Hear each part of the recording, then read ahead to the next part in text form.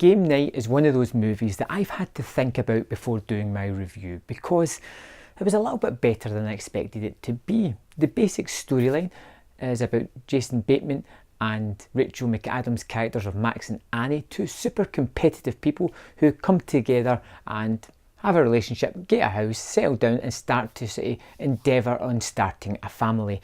Every weekend they get a group of their 30-something friends round and they have a games night. Max and Annie are super competitive and they love this. This is the highlight of their week. It's something they really enjoy taking part in. When Max's brother Brooks turns up, he kind of throws everything to the wind, and what escalates into is a comedy, which is one of the best comedies that I've seen in recent years. There is so much to this movie that I had to think long and hard about it, because I honestly do believe that this is one of the best scripted comedies I have seen in recent years. It is so well layered and nuanced, while still sticking to the tropes of these typical comedies that we've seen before. It does stuff that you're used to. It's got this kind of relationship drama point midway through the movie. It's got the characters kind of battling against each other. It is all kinds of, horrible boss type humour or moments in it, but it elevates it. It elevates it by having these characters who are all individual characters. They aren't just two-dimensional. They have a little bit more to them, and throughout the movie you get to see more about these characters as the jokes get funnier all the way along. It tackles several forms of comedy as well, whether it be slapstick, verbal comedy, sight gags. It just runs through them all, and each one it tackles comes out in a belly laugh. It is particularly funny. One of the key elements of Game Night that makes it so rewarding is its array of characters. We have some side characters that are downright tremendous. Take Jesse Plemons' character of Gary, the next door neighbour, the policeman with the dog who just doesn't have any kind of emotion on his face whatsoever. He is terrifyingly funny. There is moments where he is just deadpan looking at the screen, and I was killing myself laughing at how funny he is. There's a moment where he opens his door and slowly sinks into the shadows, and it is not perfect, ridiculously funny, just out there. The movie has these kind of situations that the characters that get into that escalate. That you've seen in the trailers, but I don't want to spoil for you just here, but there's a moment where the character escalates this situation, it gets worse, and on top of that, it gets even worse again.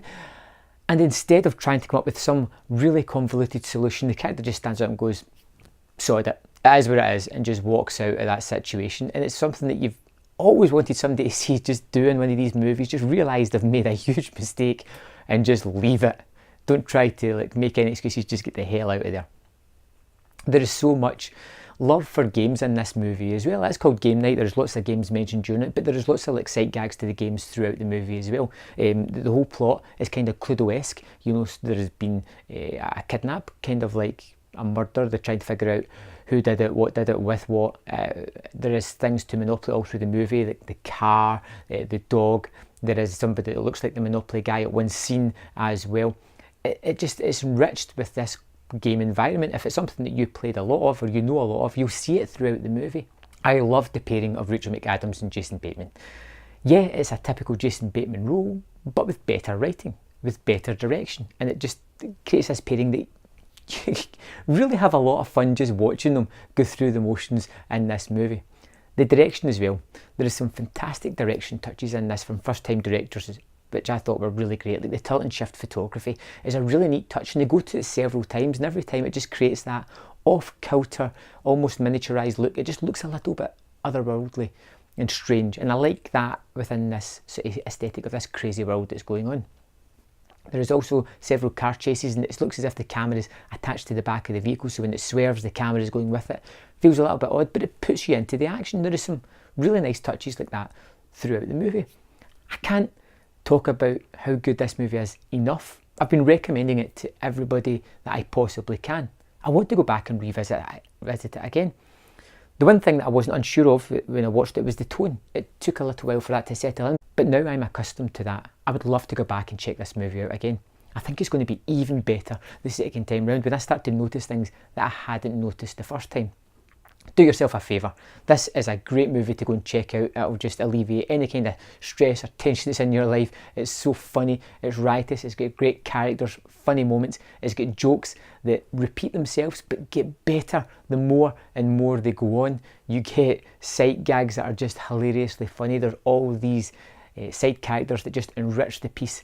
This is a terrific movie. This is one that you should not miss. And I thought long and hard about this, and I kind of dithered, but I'm going to go for it and give it 5 out of 5. Tremendous comedy, well worth your time. Check it out. Let me know in the comment box your thoughts on game night. I'd love to know, and I'll see you next time on Man vs Film.